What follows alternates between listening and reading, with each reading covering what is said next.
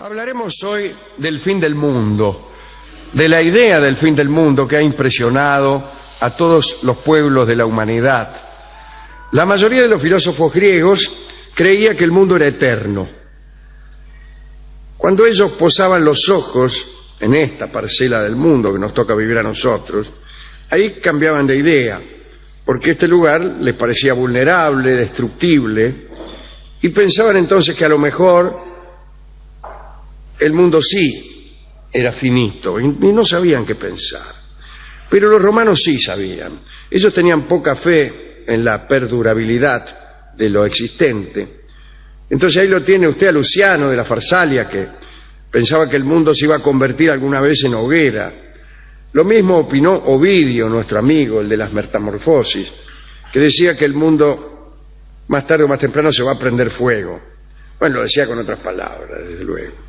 Cicerón, en La naturaleza de los dioses, también. Los estoicos pensaban esto. Tenían una física según la cual todo lo húmedo tendía a secarse. Es una idea equivocada, pero que tiene algo de termodinámico. Todo el movimiento tiende a aquietarse, todo tiende al equilibrio, el equilibrio final. Eso pensaban los duros de la termodinámica. Los estoicos creían que el mundo era húmedo, pero poco a poco se iba secando. Es una física de la bandera, ¿no? Si uno tiende una toalla húmeda en el patio, a la mañana siguiente aparece seca. De este modo pensaban ellos que el mundo era una especie de sábana puesta a secar en el cosmos y que más tarde o más temprano los océanos iban a desaparecer y entonces un mundo bien sequito iba a ser presa fácil de las llamas. Bueno, ellos profesaban esa física de la antigüedad, pero ahí apareció Newton, que es el inventor de la física moderna, y Newton también creía esto. Lo creía incluso a partir de un falso experimento de Bell. Creyó que la humanidad a la larga se iba a secar y después se iba a prender fuego. En el Asia Menor también se participaba de esta opinión. Los judíos compartieron ese terror y no se sorprendieron cuando Jesús les dijo, según dicen San Mateo y San Lucas, que el cielo y la tierra iban a pasar. Les dijo también que eso iba a ocurrir pronto, que el reinado de Dios se acercaba. San Pedro anunció que el fin del mundo estaba próximo. El más detallado es San Lucas. Dijo: se verán signos en la luna y en las estrellas, se oirán ruidos en el mar, y os digo que no se extinguirá la generación presente sin que esto se realice. Es decir, creían que el fin del mundo estaba cerca, pero muy cerca, ahí. Según estos dictámenes, el mundo tenía que terminar en el imperio de Tiberio, ponerle al siguiente, que fue el de Calígula, o al otro, que fue el de Claudio. Pero las predicciones no se cumplieron. Los pueblos siguieron esperando el fin del mundo durante más de 10 siglos. Durante muchos años, los frailes recibieron donaciones de gente que quería salvar su alma, pensando que si ya venía el fin del mundo, ¿qué sentido tenía acumular riquezas?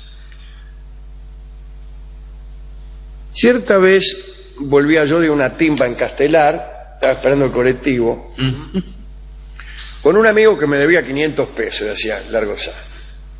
Entonces, este amigo creyó que el colectivo nunca podría llegar antes que los ladrones. Es decir, que el fin del mundo estaba próximo. Claro. ¿Y qué hizo? Me pagó. Dijo: yo te debo 500 pesos, te los pago ahora. Antes que vengan los chorros. Si vienen los chorros y nos afanan, yo ya estoy pago. Me afanan, no tengo ninguna guita, pero por lo menos ya te pagué. Un cálculo muy astuto, y yo acepté el pago también.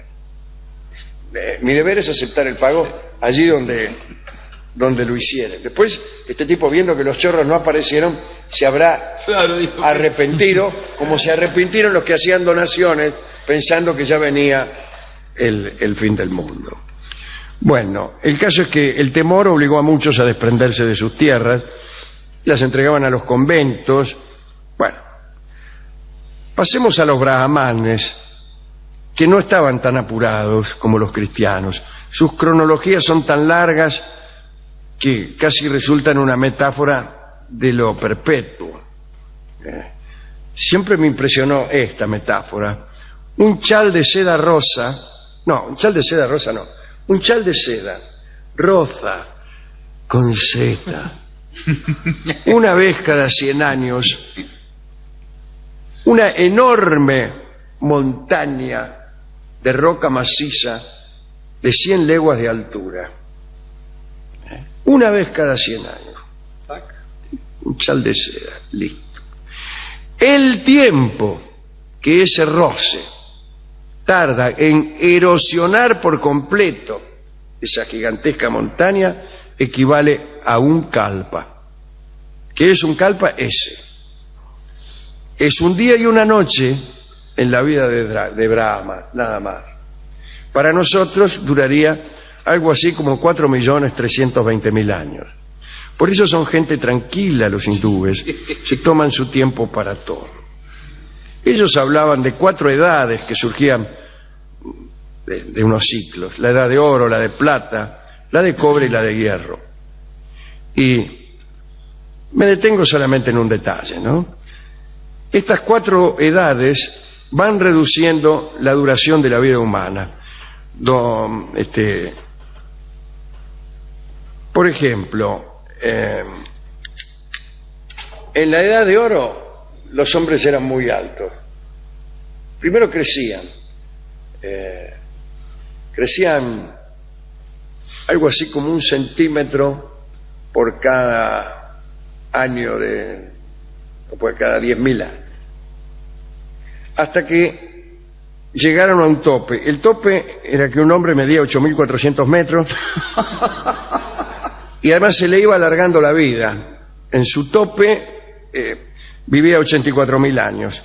Después venía una decadencia, y en la mínima la estatura se reducía al mínimo de 30 centímetros y vivían 10 años los peticitos, ¿no? Bueno, esas eran las edades de crecimiento y edades de decrecimiento. Los egipcios estaban a mitad de camino entre los cristianos y los brahmanes en las duraciones. Fijaron la fecha del fin del mundo a los 36.500 años cumplidos. ¿A partir de qué? No sé. Orfeo estableció 100.020 años. Supongo que a partir de la fecha de la profecía, digo yo. Sin embargo, la opinión sostenida durante mucho tiempo era que el mundo, entre los cristianos especialmente, ¿no?, que el mundo iba a durar 1.000 años nada más. Decían que ese era el tiempo que se iban a quedar las almas en el purgatorio pagando sus pecados. Además, sostenían que las almas de las momias volvían al cuerpo en un periodo de 1.000 años, así que estaba muy bien que el mundo terminara ahí. San Juan, el evangelista, fue el que oficializó la creencia de los 1.000 años, porque él profetizó el restablecimiento de Jerusalén después de 1.000 años. Él hablaba de una Jerusalén que tendría 12 puertas en memoria de los apóstoles, cuya forma debía ser cuadrada, me refiero a la ciudad, no a los apóstoles. Y su longitud, latitud y altura debía ser de 500 leguas. Era un masacote. Algún día hágame acordar que le hable de longitud y latitud. Esto viene de los caldeos, que creían que el mundo era más extenso de este a oeste que de sur a norte. Eso creían los caldeos. Y yo también creo eso, porque el mapa que había en mi colegio, claro, era así. Me mostraba un mundo que era mucho más ancho que alto. Sí. Así que bueno, algún día vamos a hablar de este asunto. Hablando de San Juan, el del Apocalipsis, San Justino fue el primero que atribuyó el Apocalipsis a San Juan. Al parecer Justino era muy imaginativo, contaba cosas de Jesús, haciendo hervir las aguas del Jordán, cosas que nadie dijo nunca, él solo la dijo. Y él fue el primero que dijo: el Apocalipsis fue escrito por San Juan. San Ireneo también opinó a favor de San Juan. Ireneo era el mismo que opinaba que no debía haber más que 4 evangelios, porque 4 eran las partes del mundo y 4 los vientos cardinales. y a eso le llamaba pensar.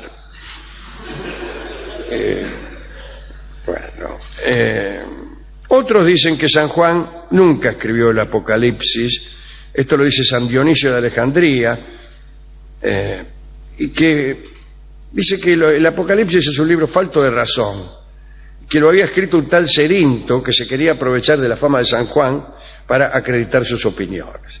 Los que conocieron a San Juan decían que en realidad todavía está vivo, que se mueve dentro de la fosa y que hace levantar y bajar la tierra que lo cubre.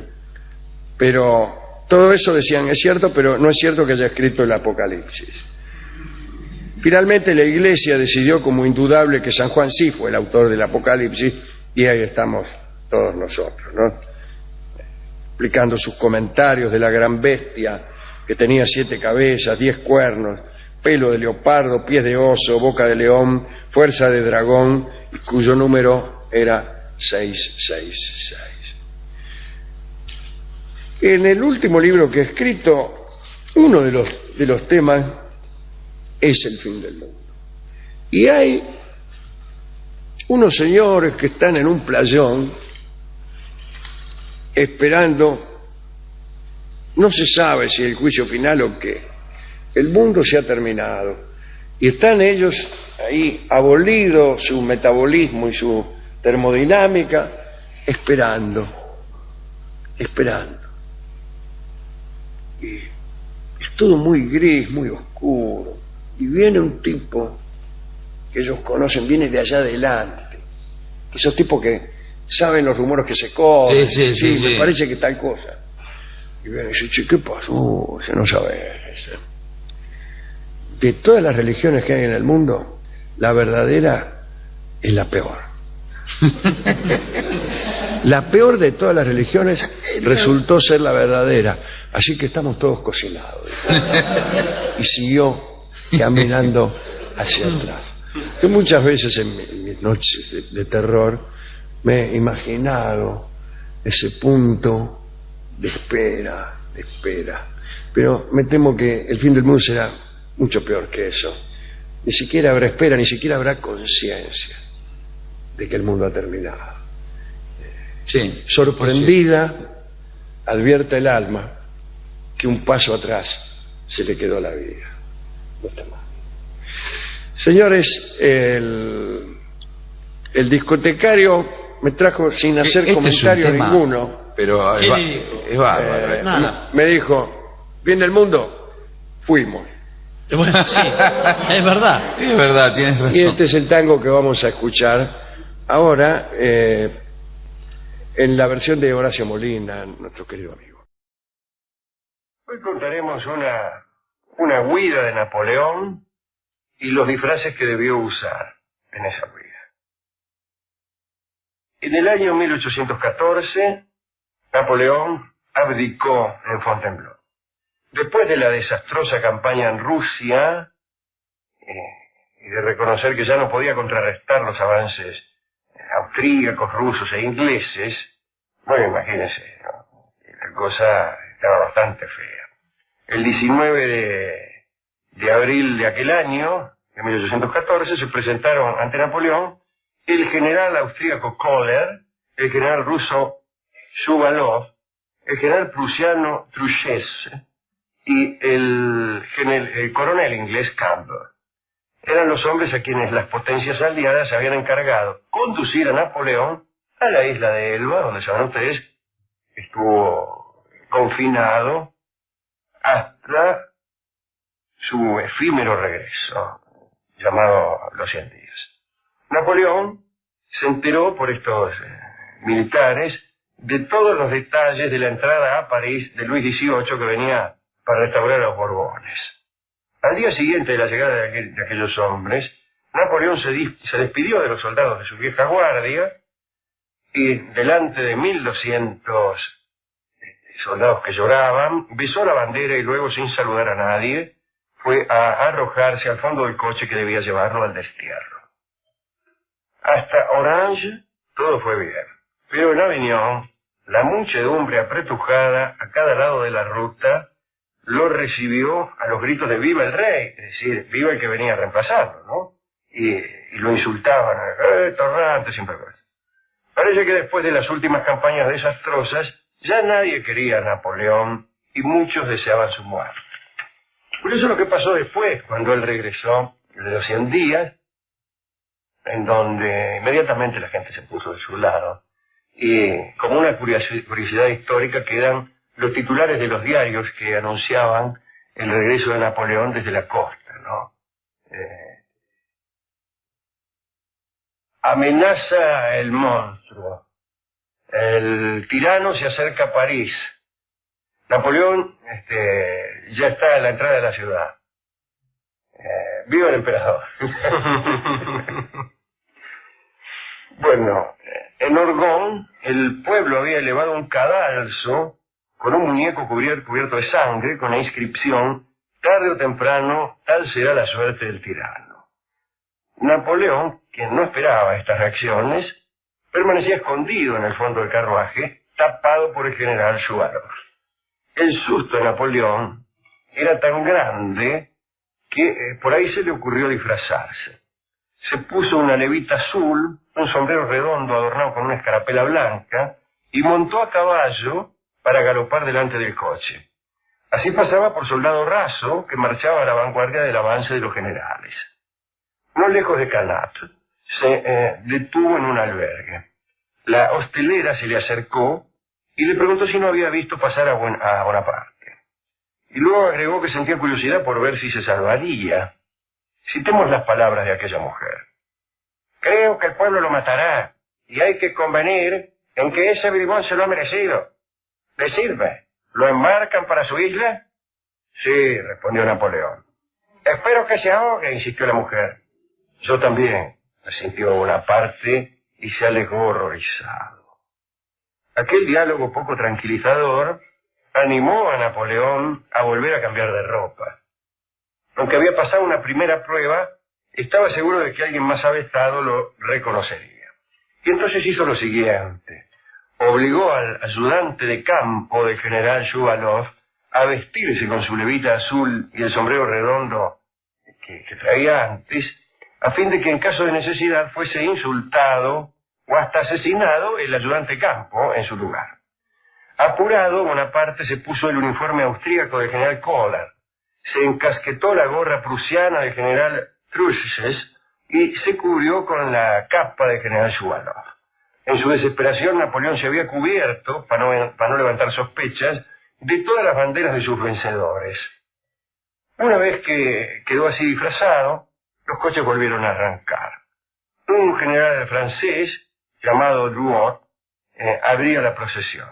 Después venía el fingido emperador, aquel ayudante de campo, el general Kohler, Napoleón, el general ruso y el prusiano.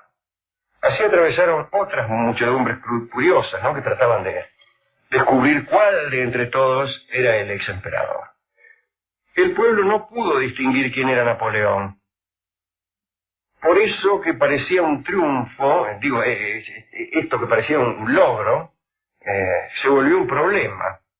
Porque la gente, al no saber quién era el emperador, le tiraba piedras a todos. A cualquiera. Claro, si no sabemos quién es el emperador, lo agarramos a cascotazos a tutti quanti. Finalmente, unos gendarmes, un pueblo más adelante, apartaron a la gente que trataba de rodear a los generales y el viaje prosiguió en paz. Pero Napoleón estaba intranquilo. Le dijo al cochero que fumara para que esa familiaridad disimulara su presencia. Nadie se permitía fumar cerca del emperador. También rogó a Kohler que cantara, y cuando el general respondió que no sabía, Bonaparte le rogó que chiflara, también para que pareciera que no podía haber ningún emperador cerca. Bajo estas indicaciones, Napoleón llegó a su primer destino. El 26 de abril de 1814 apareció en Boulidoux, cerca de Luc, donde su hermana Paulina era la invitada de un miembro del cuerpo legislativo. Allí ocurrió una escena penosa que relata Merchant. Al ver a su hermano, Paulina lo abrazó, se deshizo en lágrimas pero de repente cayó, lo miró y reconoció los uniformes que llevaba. En ese mismo instante se puso lívida y temblorosa y preguntó qué eran esos uniformes. Napoleón resignado les dijo, Paulina, ¿te gustaría que me hubieran matado? Pero ella se mantuvo inflexible y le dijo que no podía abrazarlo con esos atuendos. El emperador se alejó un momento y ante la mirada humillante de los generales aliados, fue a los aposentos que le habían preparado y se cambió de ropa. Se puso las prendas de la vieja guardia imperial y regresó a la sala de Paulina, que entonces sí corrió hasta él con los brazos abiertos. Cuentan los cronistas que Napoleón hizo un guiño a sus vencedores, de modo que entendían los caprichos de una dama. Y cuentan también que frente a aquellos hombres que lo habían derrotado, Napoleón sentía que el verdadero disfraz era el que tenía puesto entonces, el de la vieja guardia imperial, porque ya no tenía significado alguno. 3 días más tarde, Napoleón se embarcó en Fréjus en una fragata inglesa. Allí, vestido de marino, llegó a Elba, donde pasó un tiempo sobre el cual ya hemos hablado. Pero esta fue la huida de Napoleón y sus cambiantes disfraces. Cambiantes y humillantes, por cierto. Bueno. ¿A quién quiere dedicar esto? Yo ya me anoto con Paulina, que era hermosísima. Sí, caprichosa pero hermosa. Sí, caprichosa, pero en todo caso, en esta ocasión, puede justificarse ese capricho. Un capricho patriótico. No le gustaba ver a su hermano disfrazado justamente con los uniformes que habían humillado a sus ejércitos. Y yo se lo voy a dedicar a los que ligaron los piedrazos. Claro, los que no eran el emperador y se ligaban los piedrazos. A los que se ligan los piedrazos por Y a los culpa que no de le aquellos decían nada, emperadores. tendrían que haberle dicho, escúcheme, viejo, que me voy a disfrazar yo y usted para que me fajen a mí. Claro. Eso era lo malo de no tener televisión en aquel entonces. Claro, no sabía. No reconocía muy bien a nadie. No lo tenían visto. Claro, no lo tenían visto. Evidentemente hay así como hay una serie de argumentos que han sido abolidos desde la invención del celular, no ya la televisión, pero sí los diarios, los muchos diarios, y más todavía las fotos y los retratos que los diarios traían, anularon alguna clase de argumentos divertidos y también hacen un poco increíbles algunas historias reales. Era bastante frecuente que falsos artistas aparecieran en las ferias, usurpadores aparecieran en las ferias haciéndose pasar por renombrados acróbatas, o cantantes o bailarines. Iban a Tandil, por ejemplo, y como no había ni diarios ni retratos, pero sí había la fama.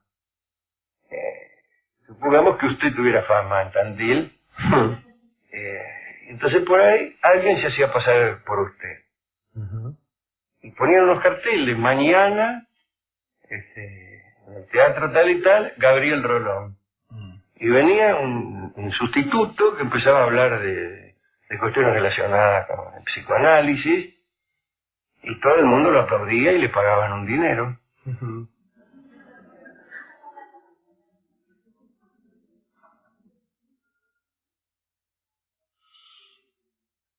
Y ese argumento no sirve ahora.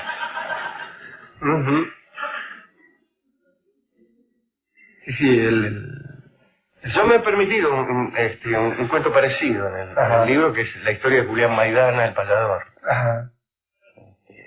Donde empiezan a sospechar, rastrean la historia de un payador desaparecido quizás hace mucho, y resulta que todos tienen distintos testimonios de Maidana.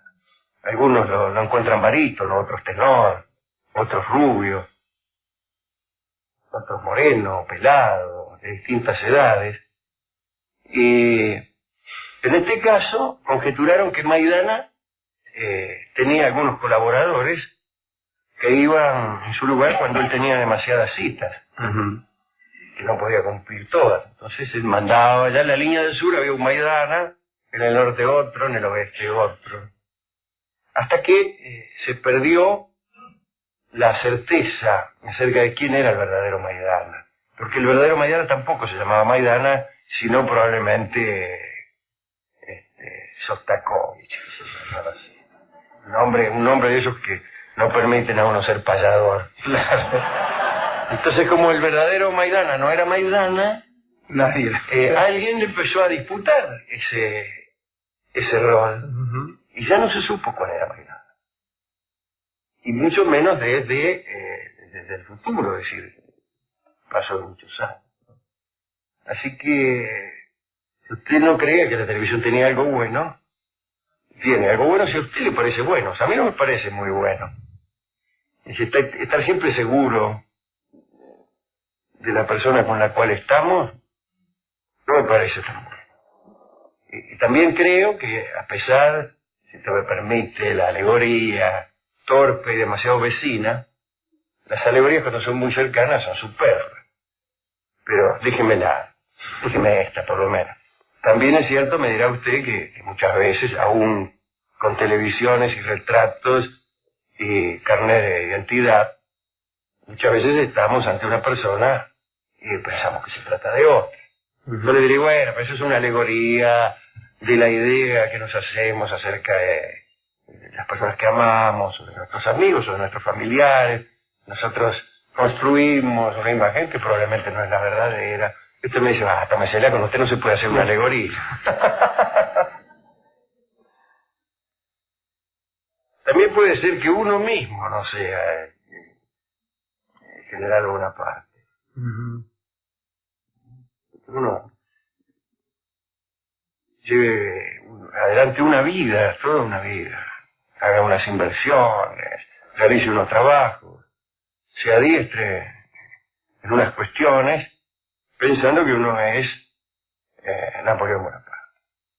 Y un día se descubre que no es el que creía ser, que no es Gabriel Rolón, por ejemplo. Es un caramba.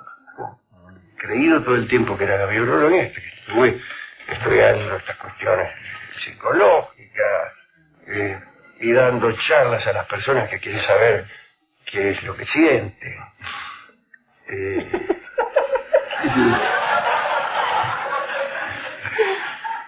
Y hoy comprendo que no, en realidad soy otra persona. Es una circunstancia dura, y es por eso que uno, especialmente en cuestiones artísticas, tiene tanto cuidado y tiene tanto miedo. Porque si usted es empleado del correo y un día descubre que no es el empleado del correo que pensaba ser, no es tan grave. Claro. Se descubre que en vez de empleado del correo era empleado del ferrocarril, ilustrador de piso. No, también son dos cosas dignas, distintas, pero uno puede adaptarse.